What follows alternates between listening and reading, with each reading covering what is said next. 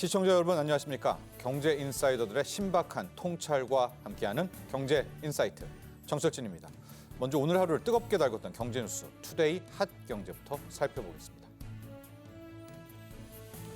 정부가 오늘 최상목 부총리 겸 기획재정부 장관 주재로 비상경제 장관회의를 열고 민생의 부담이 가중되지 않도록 현재 유류세 인하 조치와 경유, 유가 연동 보조금을 6월 말까지 2개월 추가 연장키로 했습니다. 여전히 지속되고 있는 국제 유류 가격 불확실성 때문에 이와 같은 조치를 실시했다고 설명했습니다. 15일 직방이 수도권 지역별 아파트 매매 가격 변동률을 조사한 결과 과천시의 4월 현재 집값이 3.3제곱미터당 4,968만 원으로 작년 4월과 비교해서 9.4% 상승해 가장 높은 상승률을 보였습니다. 다음으론 화성시, 성남시 분당구, 수원시 영통구, 하남시, 용인시 수지구 등의 순으로 높았고 수도권의 남부 지역이 가격 상승을 주도하고 있는 것으로 파악됐습니다. 15일 주택도시보증공사가 발표한 3월 말 기준 민간 아파트 분양가격 동향 자료에 따르면 전국 민간 아파트의 최근 1년간 제곱미터당 평균 분양가는 563만 3천 원으로 전월 대비 4.96% 상승했고 전년 동월 대비로는 17.24% 올랐습니다. 서울의 제곱미터당 평균 분양가격은 1,149만 8천 원으로 3.3제곱미터로 환산하면 평당 3,801만 원입니다. 서울의 3.3제곱미터당 평균 분양가는 1년 새 23.91% 오르며 730만 원 이상 올랐습니다. 삼성전자가 올해 1분기 세계 스마트폰 시장에서 애플을 다시 제치고 2개 분기 만에 선두를 탈환했습니다. 15일 시장조사업체 IDC에 따르면 삼성전자의 1분기 스마트폰 출하량은 6,010만 대로 20.8%의 점유율을 기록했습니다. 애플은 17.3%에 그치면서 작년 4분기 차지했던 세계 스마트폰 출하량 1위 자리를 바로 내놨습니다. 삼성전자와 애플의 뒤를 이어 샤오미, 트랜션, 오포 등 중국 회사들이 각각 올랐습니다. 지금까지 투데이 핫경제였습니다. 전 세계적으로 고령화 인구가 늘어나면서 주목을 받고 있는 분야, 바로 제약 바이오 헬스 산업입니다. 우리나라는 2027년 글로벌 제약 바이오 6대 강국을 목표로 하고 있는데요. 지난달 정부는 오는 2035년까지 국내 바이오 산업 시장 규모를 200조 원으로 성장시키고 첨단 바이오 융합 산업을 반도체에 이은 차세대 주력 산업으로 끌어올린다는 계획을 발표하기도 했습니다. 오늘 경제 인사이트에서는 전 세계가 주목하고 있는 K-바이오의 현 주소와 함께 우리나라가 앞으로 첨단 바이오 강국으로 도약하기 위해선 어떤 노력이 필요할지 자세하게 짚어보도록 하겠습니다. 본격적인 오늘의 핫 이슈 이야기 나눠보기 전에 먼저 자세한 내용 화면으로 만나보시죠.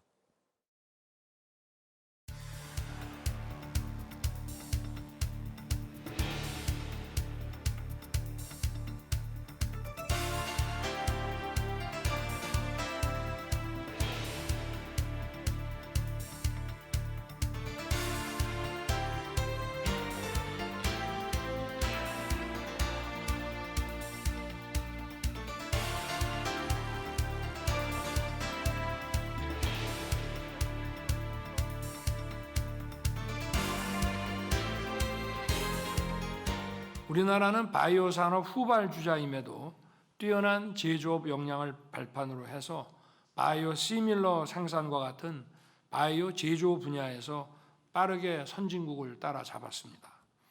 더욱이 세계 최고 수준의 인재와 양질의 의료 데이터를 보유하고 있고 또 세계의 어느 나라보다 발빠르게 디지털 강국으로 전환한 기술과 경험을 보유하고 있습니다. 그동안 다져온 바이오 역량에 이러한 우리의 강점을 접목하면 첨단 바이오 시대를 이끄는 퍼스트 무버로 우리가 확실하게 자리 잡을 수 있다고 저는 믿습니다. 그래서 저는 오늘 첨단 바이오 강국 도약을 위한 국가 전략인 첨단 바이오 이니셔티브의 방향을 제시하고자 합니다.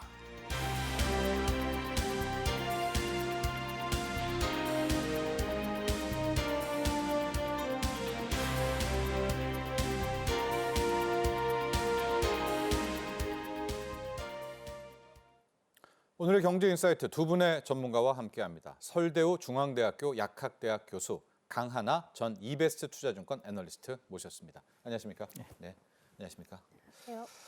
자, 설대우 교수님, 예. 우리가 그냥 느낌적인 느낌으로 바이오 산업 성장성이 클 것 같다 이런 생각은 듭니다. 뭐 노령화도 있고 우리 약도 많이 먹고 있고 이런 추세라면 뭐 반도체 산업 정도는 아니더라도 굉장히 성장성이 있을 것 아니야? 그런데 우리가 생각한 그 이상으로 이 바이오 산업의 시장 전망 엄청나다고요? 예, 실제 엄청납니다. 우선은 작년 올해 해서 이 바이오 의약품 시장 규모가 2,100에서 2,200조 정도 되니까요. 굉장히 큰 시장이에요. 반도체 2,000조요? 예, 2,000조가 넘습니다. 예. 바이오 시장 반도체 시장이 약 750조 부근 정도 되니까요. 예. 그거보다 훨씬 크다 이렇게 볼 수 있죠. 예.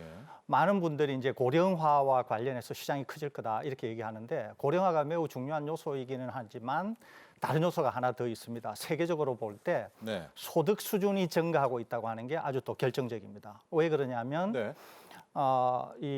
개발도상 국가나 이전에는 소득 수준이 충분하지 않았던 국가들의 소득 수준이 높아지게 되면 결국은 의약품 소비가 증가하게 됩니다. 그래서 전 세계적으로 의약품을 소비하는 대부분의 강대국들이 다 선진국인 이유가 거기에 있거든요. 예. 그러니까 전 세계적으로 바이오 의약품 시장은 커질 가능성이 굉장히 크다 이렇게 볼 수가 있죠. 우리만 하더라도 바이오 시장이나 제약 산업은 국가에서 반드시 추진해야 되는 산업 섹터인데요. 예. 그 이유가 뭐냐면은 몇 가지 이유가 있습니다. 하나는 첫째, 바이오 산업은 선진국들만 진입할 수 있는 아주 특화된 시장입니다. 그래서 선진국이 아니면은 바이오 시장으로서 세계에 데뷔하기 자체가 어렵습니다. 예. 우리도 이 바이오나 제약 시장의 세계 시장에 진출한 것이 불과 10년 남짓 됩니다. 그 이전에는 이제 진출을 못했다는 거죠. 그러니까 일단 진출했기 때문에 한국에서 만들어진 바이오 제약 시장이 세상에 통한다 이렇게 볼 수 있고요. 네. 두 번째는 고부가가치 산업입니다. 예컨대 애플이 자국인 미국에서 휴대전화를 만들 수가 없어요. 이익을 낼 수가 없기 때문에. 네. 그러는데 바이오 제약 시장은 자국 내에서 운영을 해도 이익이 날 정도로 고부가가치 산업이라는 거죠. 마진이 있다는 거죠? 그렇습니다. 네. 그래서 우리나라도 향후에 그렇게 움직인다고 하면 우리도 바이오 제약 시장을 해야 된다는 거고요. 세 번째, 굉장히 친환경적입니다. 이 산업이. 그러니까 굉장히 지금의 트렌드에 맞는 거죠. 네 번째는 일을 하는 사람들에게 소위 말해서 인플로이 프렌들리하다는 거죠. 그러니까 종사하는 분들에게 상당히 괜찮은 일자리 또 임금 예. 그 이외에 여러 가지들을 다 보장해 줄 수 있는 그런 몇 안 되는 산업의 섹터일 수 있습니다. 그렇기 때문에 그런 것들을 다 감안한다고 하면 국내에서 향후에 우리가 추구해야 될 굉장히 중요한 산업 섹터 중에 하나가 이 바이오 제약 산업이다. 그런 점에서 시장의 규모도 크고 우리가 그런 것들이 잘 갖춰져 있다고 하는 점에서 굉장히 중요한 산업 섹터다. 이렇게 볼 수 있겠습니다. 이미 우리나라가 반도체 최대 강국이지만 여기에 하나를 더 덧붙이자면 바이오, 그렇습니다. K 바이오로 또 한 가지 양날개로 날았으면 좋겠다. 또 이런 조언도 해주셨는데요. 강한혜 연구원님, 여기에서 좀 궁금증이 있어요. 그렇다면 우리 K 바이오, 우리나라의 바이오 수준, 실력은 얼마나 될까? 일반 시청자분들은 이제 바이오 제약하면 막 유일한 박사님, 유관양행 떠올리고 할 텐데 진짜 솔직하게 우리 K-바이오의 현주소는 지금 어디입니까? 사실 교수님이 말씀해 주신 것처럼 전 세계 바이오 시장에 진입을 한 지는 얼마 되지 않았습니다. 예. 그렇기 때문에 이제서야 조금 아웃풋이 나오는 상황이라고 할 수 있겠고요. 이제 제약 바이오라는 산업 자체가 처음에는 자금과 시간 정말 많이 투여가 돼야만 그제서야 아웃풋이 나올 수 있는 분야이기 예. 때문에 아무래도 이제서야 조금씩 우리나라가 빛을 보고 있는 시기가 된 것이 아닐까라고 기대를 하고 있습니다. 네. 이제 코로나라는 정말 그런 이벤트가 나오면서 우리나라 기업들이 뭐 진단 키트라든지 혹은 이제 백신 생산 맞- 기지로서 생각납니다. 예. 생각보다 전 세계적으로 이를 많이 날렸거든요. 예. 그때 어느 정도 한국에 대한 한국 바이오에 대한 인식이 바뀌면서 최근에는 기술 이전 계약도 상대적으로 많이 이루어지고 있고 예. 과거에는 기술 이전 계약이 우리가 모르는 기업들과 많이 진행을 했다라고 한다면 이제는 글로벌 탑티어 기업들과도 기술 이전 계약을 많이 체결하는 기업들이 많이 나오고 있고 예. 거기에 더불어서 이제 옛날에는 우리나라 기업들이 너무 많이 손해를 보는 기술 이전 계약이 많았었다라고 한다면 네. 이제는 과거보다는 그래도 우리나라 기업들도 이익을 취할 수 있는 수준의 계약들로 많이 이루어지는 게 조금은 저는 큰 요소들이지 않을까 싶습니다. 네. 다만 여기서 중요한 건 우리나라 기업들이 글로벌 선두주자는 아직은 아니다. 그리고 글로벌 선두주자들과 파트너십을 체결하면서 네. 글로벌 기업으로 도약을 하고자 하는 그런 위치에 와 있다라고 봐주시면 좋을 것 같습니다. 바이오 산업도 뭐 6대 강국, 10대 강국, 15대 강국 좀 의미가 있나요? 왜냐면 앞에 3대 강국이 다 이걸 시장을 차지하나? 뭐 네. 이런 좀 궁금증이 우리가 10대 안에는 좀 듭니까? 한국이? 사실 저도 그 부분에 대해서는 네. 아직 의문이 드는데요. 네. 이제 주가와는 관계없이 네. 기업들 자체가 잘하는 나라들이 꽤나 많습니다. 네. 그러니까 뭐 덴마크 같은 경우에는 이제 밸류에이션 측면에서 정말 낮지만 기업들의 매출액이나 기업들이 그렇네요. 보유하고 있는 파이프라인들은 엄청나거든요. 네. 이제 뭐 노보 노디스크야 이미 너무나 커져버렸기 때문에 네. 별개고 이제 룬드백 같은 기업들은 시가총액은 뭐 5조 원, 10조 원인데 매출액도 몇 조 원씩 나와요. 네. 그러니까 우리나라랑은 이제 주가 측면에서는 조금 다르지만 예. 기업들의 크기나 파이프라인을 훨씬 우수한 상황입니다. 나라들도 그래서 있네요. 그렇죠. 네. 그래서 우리나라가 지금 10위 안에 든다라고는 아직은 잘 모르겠습니다만 네. 그래도 기술적인 측면으로 봤을 때 과거보다 많이 좋아졌고 빅파마들도 어느 정도는 눈독 들이는 기술을 보유하고 있는 기업들이 과거보다 많이 늘어나고 있다라는 게 핵심이지 않을까 저는 그렇게 생각을 하고 있고요. 네. 이제 제약 산업 같은 경우에는 원래 내수 시장에서 대부분의 매출이 발생을 했었다라고 한다면 그래도 해외 매출 비중이 점차 늘어나는 것이 지금 바이오에 있어서 가장 중요한 요소로 자리 잡고 있다라고 포인트다. 보시면 될 것 같습니다. 예. 서 교수님, 우리가 잘하는 것 있고 좀 부족한 것 있고 그럴 것 같아요. 바이오 산업에서도. CDMO라고 해서 여기도 위탁 생산이 있지 않으세요? 이 제조는 좀 잘하는 것 같거든요. 우리가 좀 잘하는 거, 좀 약한 부분 나눠서 한번 짚어볼까요? 예, 우선 바이오 산업의 특징을 제가 글로벌 수준에서 잠시 말씀드리는 게 중요할 것 같아요. 예. 그러면은 우리의 상황을 좀 이해하기가 편하지 않을까 싶습니다. 바이오 산업은 다른 산업의 섹터와는 달리 굉장히 아주 독특한 성질을 갖고 있습니다. 네. 완전한 비대칭성을 가지고 있는데요. 예를 들면 이런 거죠. 우리가 신발, 옷, 뭐 그 이외에 간단한 공산품 이런 것들은 저개발 국가에서 생산을 한 가성비가 좋은 것을 우리가 수입해서 사용을 해요. 네. 그러는데 내 몸에 찌르는 의약품인 경우에는 절대 그렇게 하지 않습니다. 저개발 국가에서 개발된 것이 내 몸에 들어가는 것을 개개인의 소비자가 허용을 하지 않아요. 오히려 훨씬 비싸다고 볼 수 있는 우리보다 잘 사는 선진국의 제품들이 내 몸에 투여되는 것을 오히려 기대하고 환영한다는 거죠. 예. 그렇기 때문에 보통의 소비 패턴은 가성비를 따지지만 이상하게도 이 바이오 의약품 제약 산업 이런 것은 완전히 다른 경향을 보여주고 있어요. 예. 그렇기 때문에 아까 제가 말씀드린 것처럼 바이오 제약 산업은 완전히 선진국이 아닌 중저개발 국가로 흐르는 단일 방향성을 가지고 있습니다. 예. 산업이 이런 방향성을 갖는다고 하는 게 매우 독특하다는 거죠, 이게. 예. 그런 점에서 본다고 하면 대뷰를 한다. 즉 글로벌 시장에서 우리도 일방향성을 유지할 수 있는 산업의 섹터에 대뷰를 한다고 하는 것이 기본적으로 굉장히 어렵다는 겁니다. 우리는 비로소 지난 10여 년 전에 이 일을 드디어 이뤄냈다는 거죠. 그러니까 우리도 이제 글로벌 시장에서 볼 때 한국에서 만든 제품은 적어도 선진국 국민의 몸에 투여하는 약일지라도 통하는 국가가 되었다라고 하는 이 위상을 갖는다고 하는 게 대단히 중요했는데 일단 이 위상을 확보했다고 하는 게 우리로서는 가졌어요. 그렇습니다. 네. 이게 이제 첫 번째 쾌거라는 거죠. 그러니까 지금 우리나라에 CDMO 하는 큰 기업이라든지 이런 기업들에서 만든 제품이 전 세계 어디든지 다 들어갈 수 있기 때문에 그런 점에서 일단 문을 열었다 이렇게 볼 수 있고요.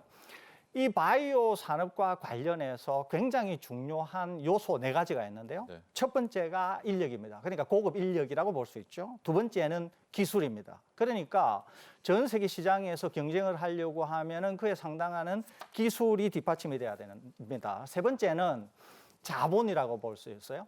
네 번째는 물론 자본하고도 관계 있습니다만은 기본적으로 인프라를 갖추고 있어야 됩니다. 이때 인프라라고 하면은 교육이라든지 그 이외의 시설이라든지 또 하나는 어떤 정보통신이라든지 해서 정보의 흐름이라든지 이런 걸 볼 수 있는데 우리는 이 4가지를 아주 잘 갖추고 있다는 거죠. 다만 인력인 경우에는 이제 연조가 오래되었기 때문에 꽤 고급 인력이 두터운층으로 존재하고 있습니다. 네. 다만 기술은 우리가 연조가 짧고 세계 시장에서 원하는 기술이 아직 근접하지 못했기 때문에 다소 미흡한 측면에 있다 이렇게 볼 수 있어요. 예. 자본이 오히려 문제입니다. 자본의 규모는 커졌을지 모르지만은 자본이 투자를 하는 품질이라 그럴까요? 퀄리티라 그럴까요? 이런 점에서는 좀 다소 미흡하다 이렇게 볼 수 있습니다. 왜 엔젤 투자 같은 그 자본 말씀하시는 거죠? 그 자본뿐만 예, 아니라 벤처 그 자본뿐만 아니라 네. 자본 전체가 중요한데요. 예. 자본이 국가적 관점에서 볼 때는 이제 약이라고 하는 관점에서 first in class라는 게 있고 best in class라고 하는 게 있는데 예. 세상을 석권하면서 글로벌 대기업이 되기 위해서는 first in class가 돼야 됩니다. 이게 네. 예를 들면 이제 노보 노르디스크가 최근에 오젬픽 같은 거를 개발하면서 시가총액이 2배 이상 뛰었을 뿐만 아니라 덴마크 국가 전체의 국가의 살림살이를 좌우할 정도로 이게 커졌다는 거죠. 네. 그다음에 이와 경쟁하고 있는 일라이 릴리 같은 회사도 최근에 규모가 굉장히 커졌습니다. 잠시 한눈을 파는 사이에 그러니까 코로나 때 잠시 벌이가 좋아서 그동안 잠시 한눈을 팔았던 파이자가 위상 추락이 아주 심각해졌습니다. 예. 이게 그럴 정도로 글로벌 시장에서 이 경쟁이 심각하다는 거죠. 자본을 제가 왜 말씀드리냐면은 자본이 우리나라에 규모는 커졌습니다만은 자본이 가야 될 곳이 주로 first in class에 집중이 돼야 되는데 우리가 아직 이 자본이 찾는 그런 투자처가 first in class보다는 best in class에 머물게 됨으로써 자본 이득을 추구하는 것은 어느 정도 가능해졌습니다만은 예. 국가적인 관점에서 볼 때는 거대 기업을 키우고 하는 데서는 역시 first in class에 투자가 돼야 되는데 그런데 아직 못 미치고 있다고 하는 측면에서 이 자본이 좀 더 네. 우리가 국가적인 차원에서 여러 가지 생각해 봐야 될 게 있다 이런 생각이 들고요. 네. 인프라는 우리가 굉장히 잘 갖춰져 있기 때문에 아까 제가 말씀드린 것처럼 인력, 기술, 자본, 인프라 중에서 인력은 상당히 좋고 기술은 그나마 경쟁할 수 있는데 나머지들이 충분히 뒷받침되어야만이 우리가 세계 시장에서 경쟁할 수 있으니까 이 모든 것을 감안하건대는 향후에 한 10년 정도 시간이 더 필요하지 않을까 이렇게 예상이 됩니다. 예.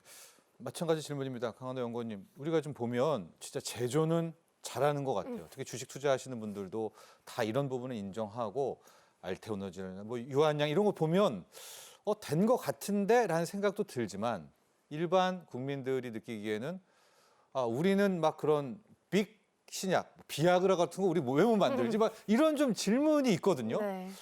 우리가 약한 건가요? 그런 쪽에?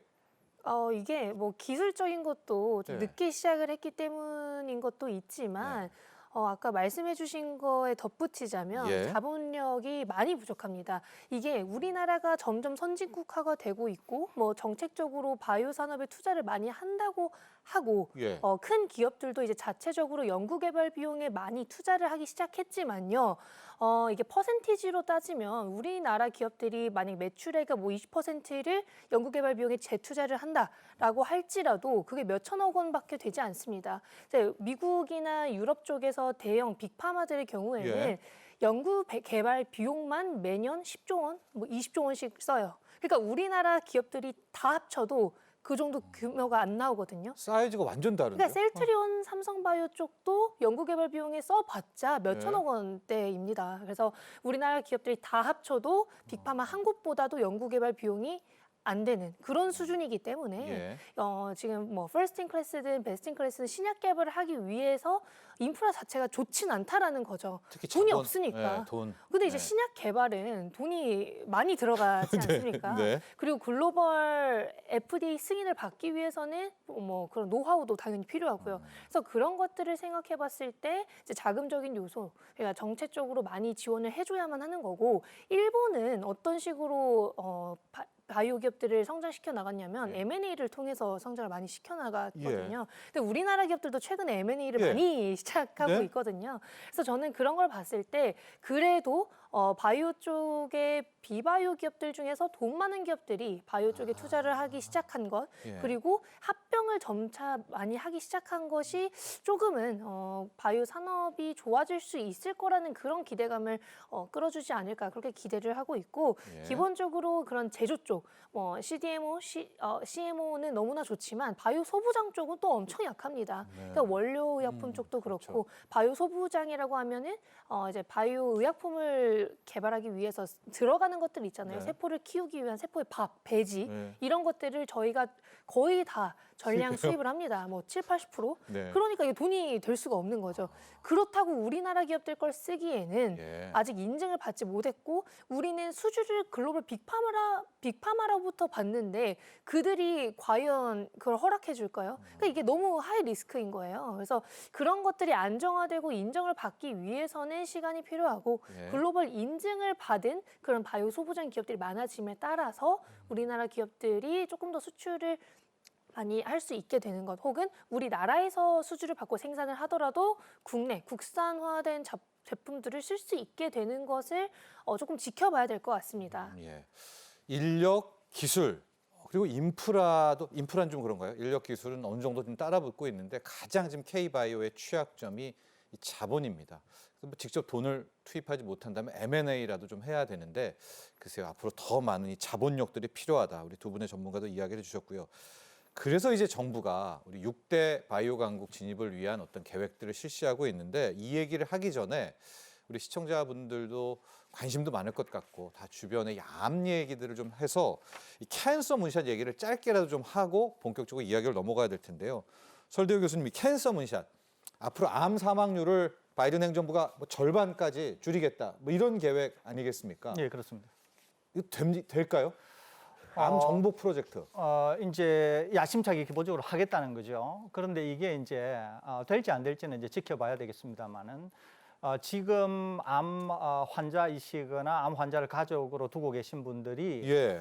암 치료제가 굉장히 좋은 것들이 많이 나왔다고 하는 것을 아실 거예요. 이게 이제 어떻게 되냐면은, 이게 미국 정부 주도로 약 50년 전에, 지금으로부터 약 50년 전에 미국에서 암 정복 프로젝트를 한 것이 지금 앵커께서 말씀하신 캔서 문샷의 원조다, 이렇게 볼 수 예. 있습니다. 그때 이제 암 환자가 많아지기 때문에 정부나 가게가 가진 엄청난 부담을 줄이기 위한 한 방법으로 정부가 대규모 투자를 해서 암을 정복한다. 이것이 예. 이제 미국 정부에서 추진한 암 정복 프로젝트였다는 예. 거죠. 그래서 각종 암에 대한 기전, 그러니까 암이 어떻게 발생하는지, 그다음에 암에 대한 진단, 치료, 새로운 의약품 등등이 지난 50년간에 걸쳐서 상당히 많은 발전을 이루었습니다. 그럼에도 불구하고 암 환자가 굉장히 많아졌다는 거죠. 예컨대 우리나라만 하더라도 1년에 모든 사망 원인 중에서 제1 원인이 암입니다. 암. 암이죠. 그럴 정도로 이제 많아졌다는 거죠. 예. 그러면은 이렇게 투자도 많이 하고, 이렇게 연구도 많이 되고, 이렇게 약도 좋아지고, 이렇게 진단 기술도 좋아졌는데 여전히 암 환자는 왜 이렇게 많아졌나고, 왜 이렇게 사망률은 여전히 많냐는 거죠. 예. 여기에는 이제 약간 숨은 착시 효과가 있는데요. 하나는 예전 같으면 찾아내지 못하는 진단 기술의 정밀도로 인해서, 정확도로 인해서 암 환자가 기본적으로 많아졌다는 게 하나가 있고요. 두 번째는 지금 이제 다양한 형태의 그런 치료제가 존재하기는 하지만, 그럼에도 불구하고 고령화 속도가 매우 빠르다는 거예요.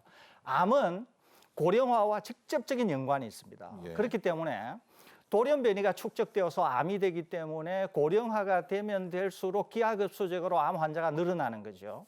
그래서 좋은 치료약으로 치료를 한다고 하더라도 그래서 5년, 5-year survival이 증가한다고 하더라도 계속 그 암을 가지고 축적된 암 환자 수는 늘어나는 거예요. 그러니까 통계적인 일종의 착시 현상이 있는 거죠, 이게.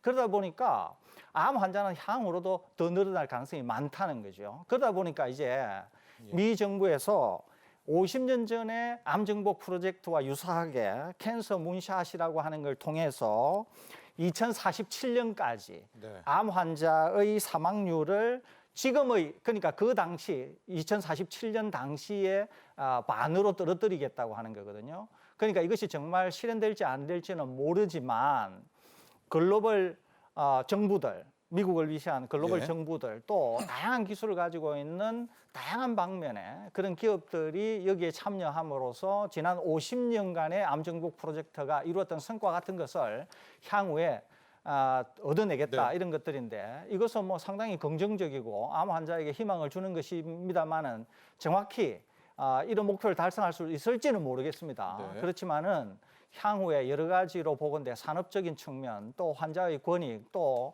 여러 가지 삶의 질 변화 이런 것과 관련해서는 굉장히 긍정적이다. 이렇게는 받아들일 수 있을 것으로 생각이 듭니다. 알겠습니다. 우주 산업과 항암제 산업이 연관성이 있다.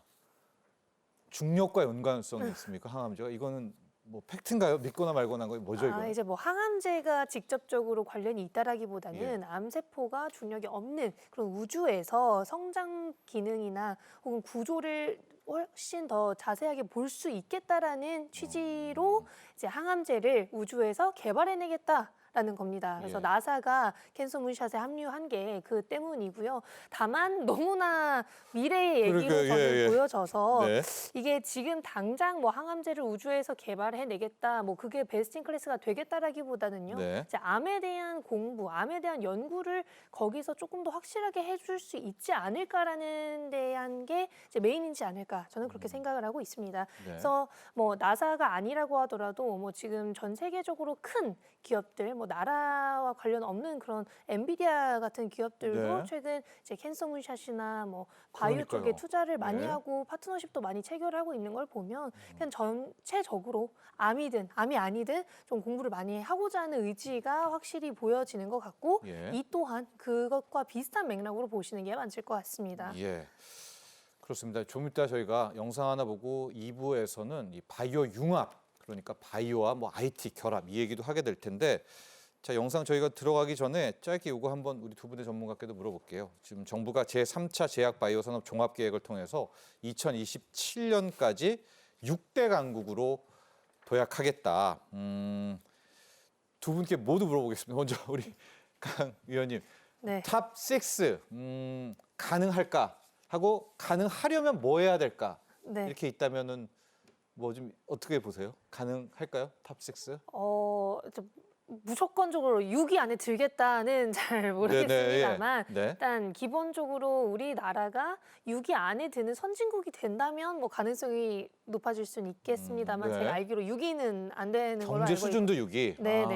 예. 왜냐하면 말씀드린 것처럼 신약 개발이라고 하면 일단 돈이 많이 필요합니다. 돈도 많이 필요하고 우리나라에서 신약 승인을 받는 건 의미가 없어요. 우리나라 너무 작잖아요. 예. 너무 작고 시장 사이즈도 너무 작기 때문에 네. 뭐 유럽에서 EMA 승인을 받든지 미국에서 FDA 승인을 받아야만 합니다. 그런데 일단 지금 미국이 너무 강하고 예. 유럽도 너무 강하기 때문에 이 두 곳에서 하는 것보다 뛰어난 건 당연히 지금 당장 절대 안 되고 6위까지도 고려를 해봤을 때 그런 노하우나 미국은 또 리베이트가 합법화되어 있는 게 이유가 다 예. 있거든요. 예. 근데 저는 그런 걸 고려했을 때 아직은 우리나라가 거기까지 가기에는 조금 한계가 있지 않을까. 특히나 빅파마들과의 계약이 매년 늘어나고 있고 계약 규모도 커지고 있는 건 사실이지만 예. 그렇다고 해서 우리나라에서 블록버스터급 의약품이 나오는 건 또 아니거든요. 예. 결국에는 돈이 없어서 팔게 되는 게 지금의 현실이고 그렇지 않고 자체적으로 개발하고 있는 것 플러스 파는 것까지 보유하고 있을 때 그런 것들이 안정화되었을 때 우리나라가 유기가 될 수 있을 거라고 네. 생각을 하고 있습니다. 그래서 뭐 자금적인 것 그리고 시간적인 것도 포함이 돼서 여유. 네, 네. 그렇죠. 그래서 기술 중에서도 특허가 또 중요하다 보니 네. 글로벌 블록버스터 의약품들의 특허 만료가 28년부터 많다고는 하지만 예. 저는 그 이후에도 블록버스터 의약품도 여전히 많이 남아 있다라고 생각을 하고 있고 빅파마들도 바보가 아니기 때문에 또 최근에 한다. 투자를 오히려 더 많이 하고 있습니다. 그래서 네. 그런 것들을 고려했을 때 좀 기간을 짧게 잡으신 것이 아닌가. 네. 그래서 조금은 더 시간이 걸릴 수 있겠다라고 저는 생각을 하고 있습니다. 설 교수님 2027년까지 K바이오 세계 탑6 진입 어떻게 보세요? 우리 아까 저 강한나 위원께서 잘 네. 지적하셨는데요. 네. 저는 이제 정부에서 하는 일들이 이런 일들이 많습니다. 우리가 이제 탑 6에 진입하겠다, 탑 5에 진입하겠다 이런 것들이 많거든요. 네. 근데 저는 별 중요하지 않다고 봐요. 왜 중요하지 않다고 제가 말씀드리냐면은 이 바이오나 어떤 섹터의 산업에 있어서 중요한 것은 개별 기업이지 국가 전체가 아닙니다. 이게 예컨대 아까 뭐 노보 노르디스크 여기는 지금 비만 치료제 개발로 뭐 매출이라고 하는 게 엄청납니다. 이게 또 다른 하나는 우리가 잘 모르는 기업이 있는데 호주에 CSL 베링이라고 하는 회사가 있습니다. CSL 베링. 그런데 CSL 베링을 왜 제가 말씀을 드리느냐면은 CSL 베링은 호주는 인구가 우리의 반밖에 되지 않아요. 반밖에 안 되는데 CSL 베링의 1년 매출이 약 12조 원 정도 됩니다. 그러면 우리나라에서 최근에 바이오라고 하면 삼성이라든지 셀트리온을 빼놓고 우리의 전통 제약 플러스 바이오를 하는 기업들 뭐 한미라든지 유한양행 이런 기업들이 매출이 2조가 안 돼요. 네. 근데 제가 조금 전에 말씀드렸잖아요. CSL 베링이 매출이 약 12조 원 정도 된다고요. 예. 그렇기 때문에 실제로 그 한 기업이 어떤 기술을 갖고 있고 글로벌 시장에서 어느 정도로 통하는 제품을 구현하고 하는가 하는 것은 물론 국가가 개입해 하는 문제이기는 합니다만 결국 남는 것은 그 개별 기업의 역량이라는 거예요, 이게. 그건 또 결국 자본이잖아요. 그렇습니다. 네. 그렇기 때문에 오히려 저는 꼭 국가 전체적으로 6대 강국에 진입한다. 이것이 중요한 건 아니고요. 예. 개별 개개 기업이 얼마나 하는가 하는 것이 훨씬 중요하다라고 하는 생각을 갖고 있고요. 제가 참고로 다른 걸 좀 말씀드리면 전 세계 제약 시장을 약 2천조 원이라고 할 때, 2천조 원이라고 할 때 미국이 차지하는 시장의 규모가 약 45% 정도 됩니다. 유럽이 40% 정도 되고요. 우리나라는 약 2% 내외입니다. 그리고 남아있는 뭐 10몇 %가 나머지를 나누어 갖는다는 거죠. 그렇기 때문에 이제 미국의 시장을 어떻게 진출하는가, 그 다음에 이제 유럽의 시장을 어떻게 진출하는가, 이런 것들이 이제 적어도 바이오 이런 산업에서 성패를 좌우합니다. 더더구나 더 중요한 것은 미국 하나만 예를 들면 의약품 시장은 아까 2천조에 40% 정도 되니까 그냥 뭐 이제 그게 상당하지만 전체 헬스케어 산업은 이것의 4배 정도 되거든요. 그러니까 그런 점을 감안한다고 하면 우리의 개별 기업이나 국가 전체로 어떤 역량을 쏟아부어야 되는지 이런 것들이 좀 더 명확해지지 않을까 하는 생각이 듭니다. 알겠습니다.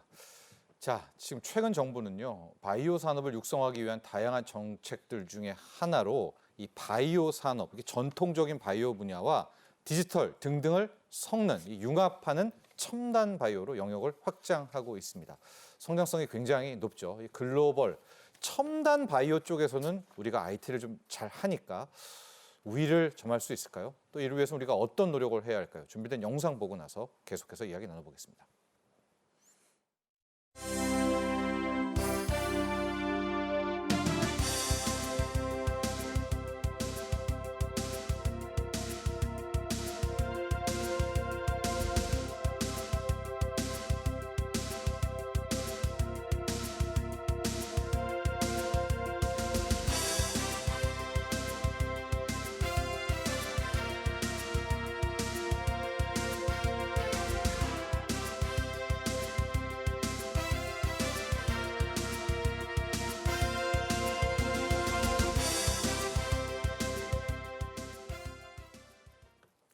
강한우 의원님, 첨단 바이오 이게 결과적으로 융합 같아요. 바이오와 이제 AI도 섞고 바이오와 디지털도 섞어서 이 첨단 바이오 산업 쪽에서는 우리가 조금 더 달릴 수 있지 않겠는가? 뭐 이런 지금 전망과 함께 정부도 강력하게 추진하고 있는데요. 먼저 이 첨단 바이오 산업의 개념 그리고 세계적으로는 또 어떤 흐름인지도 함께 총평해 주시기 바랍니다. 일단 첨단 바이오라고 하면 그냥 바이오 중에서 네. 차세대 어떤 것이 될까라고 생각을 하시면 되는데 네. 그 중에서 이제 AI 쪽도 언급이 많이 되고 있고 예. 사실은 이제 유전자 치료제, 세포 치료제가 메인이긴 합니다. 예. 그래서 첨단 재생 의약품이라고 했을 때는 유전자 세포 치료제를 가장 많이 얘기를 하고요. 네. 최근에 국내에서도 첨생법이 통과가 된 만큼 세포 치료제에 대한 그런 업사이드는 여전히 남아 있다라고 네. 생각을 하고 있고 아까 IT를 설명해 주신 것처럼 AI 쪽은 제약 바이오 산업에 있어서 저는 이제 빼놓고 얘기할 수 없는 분야라고 생각을 합니다. 네. 어찌됐든 시간과 비용을 생각했을 때 AI를 빼놓고는 이제는 거의 불가능한 그런 산업에 도달을 했기 때문에 네. AI든 혹은 지금까지 나와 있지 않았던 그런 분야의 의약품을 개발하기 위해서는 첨단 바이오가 필수적이지 않나 저는 그렇게 생각을 합니다. 네. 융합도 있고 우리에게는 이제 황우석 박사의 기억이 있긴 한데 그 세포 치료제, 유전자 치료제도 이제는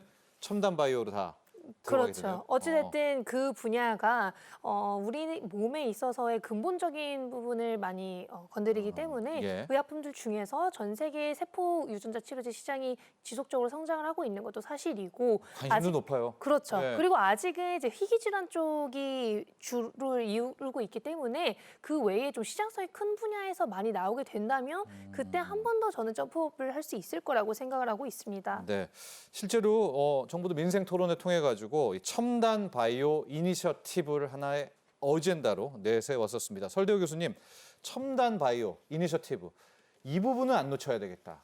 우리가 한번 잡고 가야 될 텐데. 사실 이제 이런 정책을 추진하거나 또는 정책의 앞단에 있는 사람들이 기술의 이해가 부족해서 일어나는 문제가 굉장히 심각해요. 예컨대 첨단 바이오다 이러면은 네, 그냥 바이오인데 첨단의 바이오라고 하는 이야기거든요. 그러니까 뭐 의약품이라도 그냥 그 의약품의 그 범주에 드는 거예요. 그냥 첨단 바이오라고 하는 거는 뭐냐는 게 기본적으로 이것은 지금까지 볼 수 없었던 굉장히 고도의 기술이 투입이 되거나 아니면은 기술의 융합으로 말미암아서 여태까지 구현하지 못했던 어떤 바이오 의약품을 얘기하는 거예요. 새 시대. 그렇습니다. 예. 예를 들면은 유전자 치료제, 희귀 질환을 치료하는 유전자 치료제는 현재 시장에 나와 있는 거에 최저가가 10억 원입니다. 최고가는 가장 최근에 나온 약으로 한 번 투여에 52억짜리 약이 있어요. 그러니까 10억짜리가 제일 먼저 나오고 그다음 나왔던 게 20억짜리가 나왔고 그다음에 32억짜리가 나왔고 마침내 제일 최근에 52억짜리가 나왔거든요. 이것은 52억짜리를 환자한테 한 번 투여하는데 52억짜리가 된다고 하더라도 전체 생애 주기를 놓고 볼 때 52억 원의 가치를 한다는 얘기예요, 이게. 예. 그러니까 이런 의약품들이 이제 소위 말해서 여태까지 보지 못했던 고도의 기술이 접목이 되면서 나온 새로운 치료제다 이렇게 볼 수 있는 거죠. 그런데 지금 여기에서 세포 치료제라고 한번 예를 들어 보겠습니다. 세포 치료제는 여태까지 보지 못했던 고도의 기술이 집약이 된 새로운 치료제임은 맞지만은 생각해 봐야 될 게 뭐냐면 약이라고 하는 관점에서는 어떤 게 있냐면은 one for one. 그러니까 한 사람의 세포에서 만든 약이 오로지 그 사람에게 밖에 쓸 수 없는 거. 이것을 one for one이라 그래요. one for all. 이거는 한 사람에게서 만들어진 치료제를 모든 사람에게서 쓸 수 있는 거죠. 아스피린 같은 거라고 생각하면 됩니다. 그런데 세포 치료제의 극단적인 문제는 몇 종류의 세포 치료제만 제외하고 전부 one for one이에요. 한 사람에게서 만들어진 세포를 가지고 여러 사람한테 쓸 수 없고 오직 그 사람에게 밖에 네. 쓸 수 없는 겁니다. 이런 것들은 시장이 너무 제한된다는 거예요. 그렇기 때문에 고도의 기술이 투입되어서 고가의 치료제는 될 수 있음에도 불구하고 광범위하게 상업적이 되어서 일반적인 치료제가 되기에는 여러 가지 한계점을 갖고 있는 거죠, 이게. 그러는데도 우리는 미래의 첨단 바이오 새로운 이런 얘기하면서 막 이런 걸 집어넣어 가지고 얘기하거든요. 그런데 네. 이런 것들의 전망은 제 개인적으로 굉장히 어둡다 이렇게 볼 수 있습니다. 오히려 우리가 더 집중해야 되는 것은 뭐냐면 세상이 경험해보지 못한 새로운 신약, 적어도 first in class 같은 거를 얘기하는 거죠. 또 완전 미래의 그런 완전한 기술이 접목된 거라고 하더라도 조금 전에 개념을 설명드린 예. one for all이면서 고가의 치료제 이런 것들이 미래를 석권할 가능성이 있지. 첨단이라고 하는 글자가 붙어 아무거나 갖다 댄다고 해서 그것이 미래 성장 산업은 될 수 없다. 그런 점에서 볼 때는 훨씬 더 정책 입안자들이 신중하게 접근해야 된다. 이런 말씀을 그럼 제가 이건 올려드리고 어떻습니까? 바이오 제조 지금 4대 혁신 전략이라고 산업통상자원부에서 또 제시했었던 그런 부분들이 있었거든요. 이런 바이오 제조 4대 혁신 전략 이런 것들을 통해서 한번 바이오 산업을 키워보는 이런 전략들은 어떻게 보세요? 이거는 굉장히 의미 있다고 봅니다. 왜 의미 있다고 보느냐면 바로 이거거든요. 아까 우리 바이오나 제약 산업이 성장하기 위해서는 인프라가 중요하다 그랬잖아요. 그런데 우리가 가지고 있는 것 중에 자본은 다소 미흡하지만 인력이나 기술은 상당 부분 선진국과 겨룰 수 있다 그랬거든요. 네. 그러는데 지금 산업통상자원부에서 초격차를 유지하기 위해서 인프라 부분을 강화하겠다. 제조 생산 부분을 강화하겠다는 거거든요. 그러니까 우리나라의 벤처기업이라든지 신생기업이라든지 또는 규모가 작은데도 글로벌 시장에서 경쟁할 수 있는 기업들을 적극적으로 지원해서 인프라 역량을 확충한 다음에 세계 시장에서 경쟁할 수 있는 역량을 한껏 키워주겠다고 하는 얘기거든요. 네. 그런 점에서 본다고 하면은 산업통상자원부에서 추진하려고 하는 이런 일은 오히려 늦은 감이 있지만 굉장히 잘하는 일이다. 이렇게 볼 수 있을 것으로 생각이 됩니다. 네. 저희가 지금 오늘 계속 이야기하는 것이 어떻게 하면 우리 K-바이오 산업을 키울까? 정부도 많은 노력을 또 하고 있고요. 기업, 민간 섹터에서도 또 노력을 하고 있고 그런데요. 강한호 의원님, 앞서 잠깐 이야기를 해주셨는데 대기업들은 이미 M&A를 통해서 특히 이제 비바이오에서 돈 많은 대기업들이 M&A 또 많이 하고 이런 부분들이 있어서 이런 노력도 한번 체크를 해 주시고요. 바이오 헬스 혁신위원회가 올해 또 본격적인 활동을 펼친다.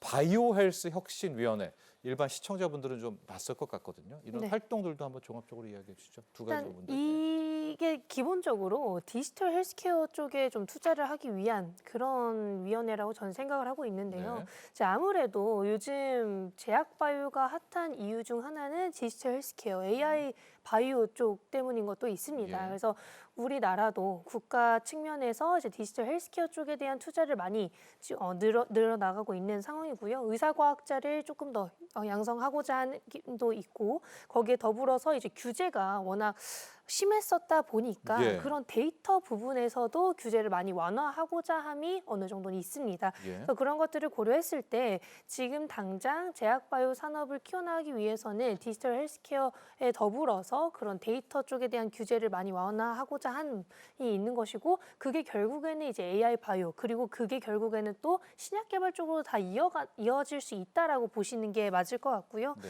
어찌됐든 우리나라가 지금 제약바이오 산업을 좀 강화시키기 위해서는 그런 쪽을 많이 활용해야 되는 것이 사실이고 그런 것들을 이제 정책적으로 많이 좀 지원을 해주려고 하는 모습이라고 보시면 될 것 같습니다. 예.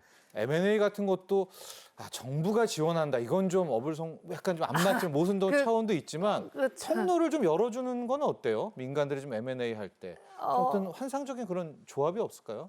사실 정부가 기업 간의 당산처럼. M&A를 네. 도와주는 건 좀 어렵지 않고 네. 다만 이제 코트라 같은 곳들은 곳에서. M&A를 조금 도와주는 지원해주는 모습이 있긴 합니다. 예. 거기에 더불어서 요즘에는 이제 국내 기업들도 해외 기업을 인수하고자 하는 모습이 예. 많이 보이고 있기 때문에 그런 것들은 조금 정책적으로 조금 많이 완화를 해주면서 몸집 키우기. 그러니까 우리나라 기업이 해외에 진출하는데 가장 좋은 방법은 사실 해외 기업을 사오는 거거든요. 네. 그래서 그런 것들이 정책적으로도 그럼 뭐 지원 부분에서도 많이 완화가 된다면 네. 그것 또한 M&A뿐만이 아니라 국내 바이오 산업이 빠르게 커질 수 있는 요소로 전 자리 잡을 수 있을 거라고 생각을 하고 있습니다. 네. 좀 짧게 이 부분도 좀 많이 궁금하실 것 같은데 우리 강하나 의원이 얘기하고 마지막에 우리 설 교수님이 로드맵 이야기를 해줄 텐데 미국이 중국의 바이오를 때린다. 거기를 규제한다. 네. 우리한테 좀 이거는 호재 아니에요? 이걸 어떻게 좀 약간 우리가 더 발돋움할 수 있는 재료인가요? 이제 미중 바이오 분쟁이 언급된 지는 꽤나 오랜 예. 시간이 지났는데 이번에는 실제로 규제 기관을 언급해주면서 우시 바이오 쪽을 예. 규제 기관으로 등록을 하면서 조금 더 심각해진 갈등이라고 보시면 예. 될 것 같습니다. 근데 기본적으로 바이오는 바이오 의약품을 생산하기 위해서는 정말 많은 인증 단계를 걸쳐야 되기 때문에 그런 수주를 받는 것은 쉽지만 그 수주를 어찌됐든 생산을 하기 위한 그 기간, 그러니까 그 공장에서 이 의약품에 대한 인증을 받기까지는 어차피 시간이 많이 걸립니다. 그래서 지금 당장 우리나라가 중국의 수주를 뺏어온다는 거의 불가능한 것이고요. 빅파마들 입장에서도 뭐 규제기관으로 등록이 될 수는 있지만 네. 지금 당장 스탑을 하기는 쉽지 않습니다. 그래서 그게 우리나라로 혹은 일본으로 가기까지는 레깅이 어느 정도 존재할 거라고 저는 생각을 하고 있고요. 다만 미국에서 중국을 이렇게 싫어하니 네. 미국 기업들이 조금은 눈치를 볼 수 있겠다라고 생각을 하고 있는 것이고 거기에 더불어서 이제 중국 기업과 할 것을 그냥 우리나라 기업과 할 그거요. 수 있는 네. 그런 가능성은 네. 저는 장기적으로는 있을 것 같은데 단기적으로는 지금 당장 매출에 큰 영향을 준다는 저는 아니라고 생각을 합니다. 네. 자, 마무리 좀 해야 될 것 같습니다. K-바이오 산업 그 중요성도 저희가 이야기를 해봤고요. 어쩌면 정말 반도체 산업보다도 더 훨씬 규모가 커질 수가 있습니다. 설 교수님, 장기, 단기 로드맵이 있어야 되겠죠. 중장기도 있어야 될 것 같고요. 키워야 될 것이니까요. 시간이 그렇게 많지는 않은데 우리가 어떤 점에 가장 좀 역점을 둬야 될까요? 저는 정부 측에 좀 제안을 하고 싶은 게 있어요. 네. 그게 뭐냐면 정부가 이렇다 저렇다 일을 많이 하는데 제일 해야 되는 일인데 안 되고 있는 게 하나 있습니다. 그게 뭐냐면 이거예요. 원스톱 서비스 센터를 열어야 돼요, 정부는. 어떤 거냐면 이거죠. 우리나라 조그만 기업들이 미국의 파이자나 미국의 큰 기업을 접촉하기가 쉽지가 않습니다. 또 미국의 자본시장을 접촉하기도 쉽지 않아요. 좋은 기술이 있음에도 불구하고.